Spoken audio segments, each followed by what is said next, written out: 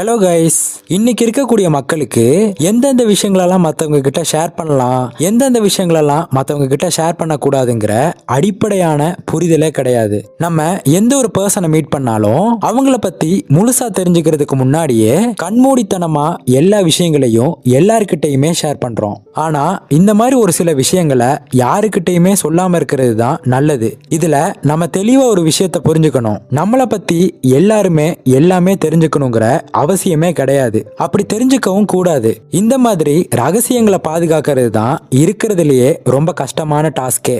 ஆனா அப்படி பாதுகாத்துட்டோம் அப்படின்னா நம்மளால பல விஷயங்கள்ல இருந்து ஈஸியாவே தப்பிக்க முடியும்.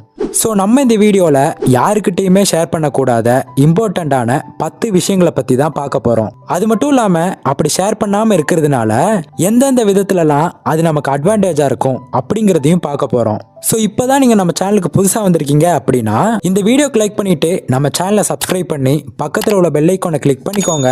வாங்க ஸ்ட்ரெயிட்டாக வீடியோக்குள்ளே போகலாம். Number 1, your relationship. நீங்க யாரோட ரிலேஷன்ஷிப்ல இருக்கீங்கன்னு எப்பவுமே வெளியே சொல்லக்கூடாது. அதுக்கு முன்னாடி இந்த டீனேஜ்ல வரக்கூடிய ரிலேஷன்ஷிப்பை பத்தி பார்க்கலாம். டீனேஜ்னா என்னன்னு நம்ம எல்லாருக்குமே தெரியும். 13 to 19 இதுதான் டீனேஜ்ங்கிறது. இந்த ஏஜ்ல தான் உங்களுக்கு அதிகமான லவ், அஃபெக்ஷன், இப்போ என்னமோ கிரஷ்ங்கிறாங்களே அது வரும். அது மட்டும் இல்லாம இந்த வயசுல தான் அதிகமான ஹார்மோன்களும் சுரக்கும். ஆனா இந்த வயசுல வரக்கூடிய எந்த ஒரு ரிலேஷன்ஷிப்புமே 90% சக்சஸ் ஆகிறதே கிடையாது. இது எதனாலனா மினிமம் 20 வயசுல தான் நம்ம வெளி உலகத்தையே பார்க்க ஆரம்பிக்கிறோம். இதுக்கப்புறம் தான் நம்ம நிறைய மனிதர்களையும் சந்திப்போம், நிறைய அனுபவங்கள் நமக்கு கிடைச்சிருக்கும். ஸோ இதுக்கப்புறம் தான் நமக்கு ஒரு சரியான நபரையும் ஒரு சரியான ரிலேஷன்ஷிப்பையும் சூஸ் பண்ண முடியும். ஆனா எப்பவுமே நீங்க யாரோட ரிலேஷன்ஷிப்ல இருந்தாலுமே நீங்க அதை மற்றவங்க கிட்ட ஷேர் பண்ணணுங்கிற அவசியமே கிடையாது. அப்படி ஷேர் பண்றதால பல பிரச்சனைகளை தான் நீங்க சந்திக்க வேண்டி வரும். ஸோ உங்களோட எந்த ஒரு ரிலேஷன்ஷிப்பை பத்தியும் மற்றவங்க கிட்ட ஷேர் பண்ணாதீங்க. Number 2, your goals. அதாவது நீங்க அச்சீவ் பண்ண போறேன்னு நினைக்கிற விஷயத்த எல்லாருக்கிட்டையுமே சொல்றத நிறுத்துங்க. ரொம்ப க்ளோஸ் ஃப்ரெண்ட்ஸா இருந்தா கூட ஓகே. ஆனா எல்லாருக்கிட்டையுமே உங்க கோல்ஸை நீங்க சொன்னீங்கன்னா அது உங்களோட கோல்ஸை அச்சீவ் பண்ணாம தடுக்கிறதுக்கான வாய்ப்பை அதிகமாக்கும். இந்த மாதிரி உங்களோட கோல்ஸை மற்றவங்க கிட்ட சொல்லும் போது சைக்காலஜிக்கலா என்ன ஆகும்னா உங்க பக்கத்துல இருக்கவங்க உங்களை பாராட்டுவாங்க. ஆனா நீங்க உங்க ட்ரீம் அச்சீவ் பண்றதுக்கு முன்னாடியே அவங்க உங்களை பாராட்டும் போது உங்களோட மைண்ட் அந்த பாராட்டுகள்னால அதை அச்சீவ் பண்றதுக்கு முன்னாடியே சாட்டிஸ்ஃபைட் ஆயிடும். இதன் காரணமா உங்க கோல்ஸுக்காக நீங்க போடக்கூடிய எஃபர்ட்டும் ரொம்பவே கம்மியாயிடும். அது மட்டும் இல்லாம நான் இதைத்தான் செய்ய போறேன் அப்படின்னு உங்க கோல்ஸை நீங்க மத்தவங்க கிட்ட சொல்லி ஒருவேளை உங்களால அதை செய்ய முடியாம போனா அதுக்கப்புறம் அந்த விஷயத்த சொல்லியே உங்களை கிண்டல் பண்றதுக்கான வாய்ப்பையும் நீங்களே உருவாக்கி கொடுக்கற மாதிரி ஆகுது. அட் த சேம் டைம் நான் ஏன் உங்க க்ளோஸ் ஃப்ரெண்ட்ஸ் கிட்ட மட்டும் சொல்லலாம்னு சொன்னேன்னா நம்மளோட யாரோட க்ளோஸ் ஃப்ரெண்டா இருந்தாலும் சரி, நம்ம ஒரு விஷயம் பண்ண போறோம்னு அவங்கிட்ட சொன்னோம்னா கண்டிப்பா அவன் பாராட்ட மாட்டான். அதுக்கு பதிலா நம்மளை கிண்டல் தான் பண்ணுவான். இதனால அவன் உங்களை கிண்டல் பண்ணதுக்காகவே அந்த விஷயத்த எப்படியாவது செஞ்சணுங்கிறதுக்காகவே அந்த விஷயத்த செஞ்சு உங்க கோலையும் நீங்க அச்சீவ் பண்ணிடுவீங்க. அதை விட்டுட்டு உங்களோட கோல்ஸை நீங்க எல்லார்கிட்டயுமே சொல்லும் போது அதை அச்சீவ் பண்றதுக்கான வாய்ப்பு ரொம்பவே கம்மியாகுது. ஸோ நீங்க உங்களோட கோல்ஸ் அண்ட் அச்சீவ்மெண்ட்ஸை எல்லார்கிட்டயுமே ஷேர் பண்ணாதீங்க. Number 3, other people secrets. துரோகியை கூட மன்னிக்கலாம், ஆனா நம்பிக்கை துரோகியை மன்னிக்கவே முடியாதுங்கிற மாதிரி என்னைக்குமே நம்ம ஒரு நம்பிக்கை துரோகியா இருந்துடக்கூடாது. மற்றவங்க நம்மளை நம்பி ஒரு சீக்ரெட் சொன்னாங்கன்னா அதை கடைசி வரைக்கும் யாருக்கிட்டையுமே சொல்லக்கூடாது. ஏன்னா அது அவங்கள மட்டும் காயப்படுத்தாது, நம்மளோட கேரக்டரையும் சேர்த்தே ஸ்பாயில் பண்ணிடும். ஸோ யாராவது நம்மளை நம்பி ஏதாவது சீக்ரெட் சொன்னா அவங்கள எப்பவுமே ஏமாத்தக்கூடாது. Number 4, other people characters. உங்களுக்கு சில பேரை பிடிக்காம இருக்கலாம். அந்த மாதிரி உங்களுக்கு பிடிக்காதவங்கள பத்தி மற்றவங்க கிட்ட நீங்க பேசுறத நிறுத்துங்க. ஏன்னா அவங்கள பத்தி நீங்க புரிஞ்சுக்கிட்ட விதம் எப்பவுமே சரியா இருக்கணுங்கிற அவசியமே இல்லை. எப்பவுமே நான் சரியா தான் புரிஞ்சுக்குவேன், சரியா தான் செய்வேன், சரியா தான் நடந்துக்குவேன் அப்படின்னு உங்களால சொல்ல முடியாது.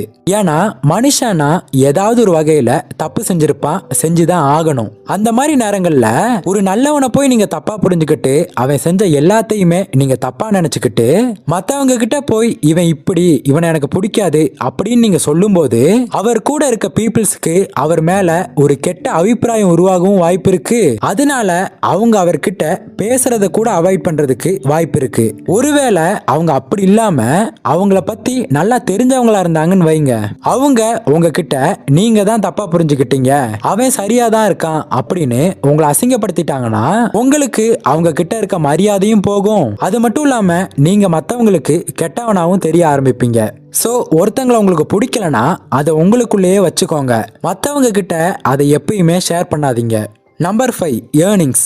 நீங்க எவ்வளவு சம்பாதிக்கிறீங்க, மாசம் எவ்வளவு சேர்த்து வைக்கிறீங்க, எதுலெல்லாம் இன்வெஸ்ட் பண்றீங்க, உங்களுக்கு பேசிவா எவ்வளவு இன்கம் வருது, உங்களோட பேங்க் பேலன்ஸ் என்ன, இந்த மாதிரி உங்களோட பினான்சியல் சம்பந்தமான விஷயத்த யாருக்கிட்டையுமே ஷேர் பண்ணாதீங்க. ஏன்னா நீங்க மத்தவங்க கிட்ட நீங்க சம்பாதிக்கிறத பத்தி ஷேர் பண்ணீங்கன்னா நீங்க உங்களோட அடையாளத்தை உங்க ஏர்னிங்ஸை வச்சு தீர்மானிக்கிறீங்க அப்படின்னு அர்த்தம். அதனால இதையே தான் நீங்க மத்தவங்க கிட்டையும் பண்ணுவீங்க. உங்களோட பினான்சியல் சிச்சுவேஷன் எதுவா இருந்தாலும் சரி, அது நல்ல நிலைமையில இருந்தாலும் சரி, மோசமான நிலைமையில இருந்தாலும் சரி, அது என்னன்னு மத்தவங்க கிட்ட ஷேர் பண்ணாதீங்க. ஒருவேளை நீங்க நல்ல நிலைமையில இருந்தா அதை எப்படி அடுத்த கட்டத்துக்கு கொண்டு போகலாம் அப்படின்னு மட்டும் யோசிங்க. இல்ல மோசமான நிலைமையில இருந்தீங்க அப்படின்னா அதை எப்படி சரி பண்ணலான்னு நீங்களாவே யோசிங்க. அதை விட்டுட்டு உங்களோட பினான்சியல் சிச்சுவேஷன் ரொம்ப மோசமா இருக்குன்னு அதை மத்தவங்க கிட்ட போய் நீங்க சொல்றதால பைசாக்கு கூட பிரயோஜனம் கிடையாது.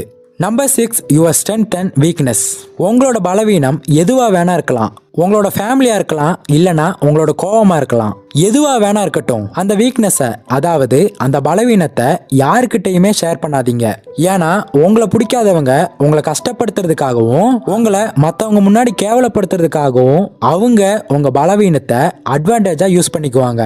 உதாரணத்துக்கு கோவம் தான் உங்க பலவீனம் அப்படின்னா என்னைக்குமே அவங்க உங்களை கோவப்படுத்தி உங்களை மற்றவங்க முன்னாடி கெட்டவனா தான் போர்ட்ரே பண்ண ட்ரை பண்ணுவாங்க. அதே மாதிரி உங்க பலம் என்ன அப்படிங்கிறத மற்றவங்க கிட்ட சொன்னீங்கன்னா அதை அவங்க அழிக்க தான் நினைப்பாங்களே தவிர அதை நினைச்சு சந்தோஷப்பட போறது கிடையாது. ஸோ உங்க பலம் என்ன, பலவீனம் என்ன அப்படிங்கிறத மற்றவங்க கிட்ட ஷேர் பண்ணாதீங்க. உங்களோட ஸ்ட்ரென்த் அண்ட் வீக்னஸ் என்னங்கிறது உங்களுக்கு தெரிஞ்சா மட்டும் போதும். Number 7, your past. உங்க கடந்த காலம்ங்கிறது முடிஞ்சு போன ஒரு விஷயம். அதை திரும்ப நிகழ்காலத்துக்கு கொண்டு வரக்கூடாது.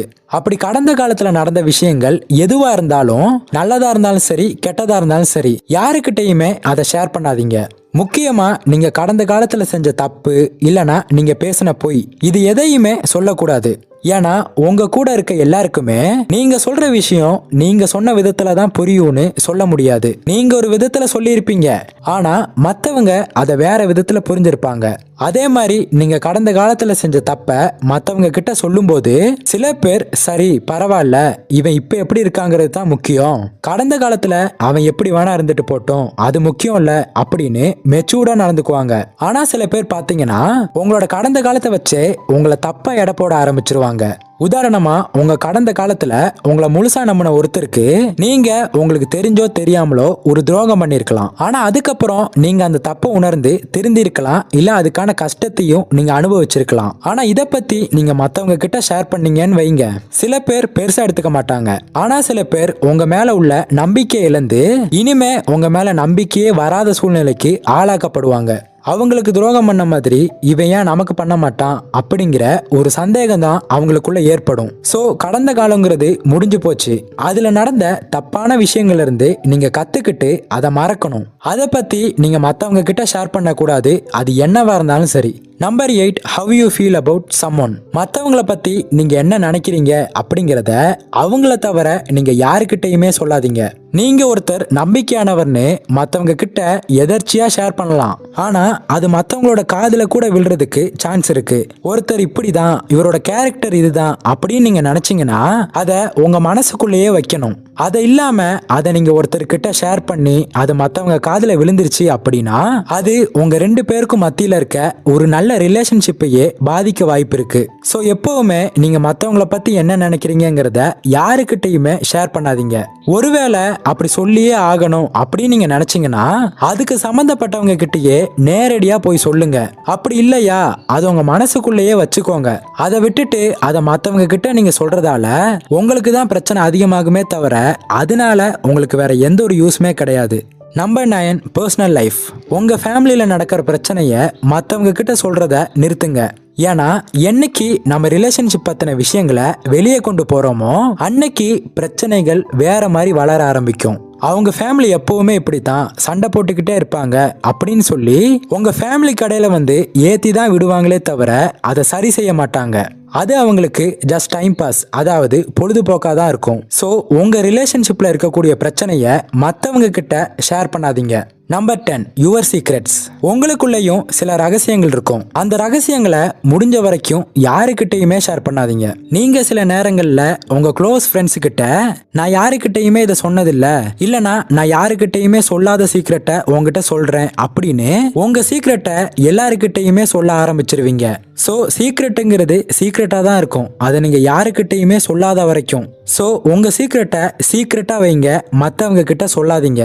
ஸோ அவ்வளோதான் கைஸ். இப்போ சொன்ன இந்த விஷயங்களை நீங்கள் யாருக்கிட்டையுமே ஷேர் பண்ணாமல் இருந்தாலே போதும். இதன் மூலமாக உங்கள் ஃப்யூச்சரில் வரக்கூடிய பிரச்சனையை கூட நீங்கள் தவிர்க்க முடியும். ஸோ எந்த சுச்சுவேஷன்லையும் எந்த காரணத்திலையும் இந்த 10 விஷயங்களை யாருக்கிட்டையுமே ஷேர் பண்ணாதீங்க.